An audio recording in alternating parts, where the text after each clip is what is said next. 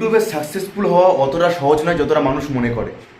আর এর জন্য প্রচুর হার্ডওয়ার্ক, প্রচুর খাটনি, প্রচুর কনসিস্টেন্সি মানে ধৈর্যের প্রয়োজন হয়। আর সত্যি বলতে অতটাই যদি সোজা হতো তাহলে প্রত্যেক ঘরে ঘরে একটা করে ইউটিউবার থাকতো।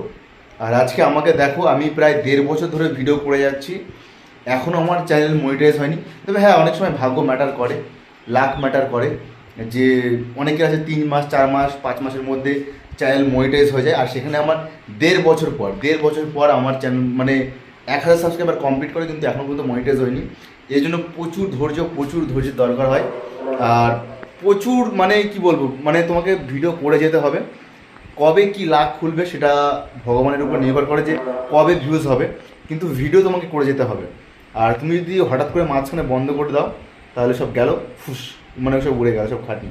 তাই যতদিন না পর্যন্ত মনিটাইজ না হচ্ছে, একটা জায়গায় না দাঁড়াচ্ছ, ততদিন পর্যন্ত কিন্তু খেটে যেতে হবে। তো খাটনি কিন্তু মাস্ট, মানে ইউটিউবে ভিডিও করতে গেলে।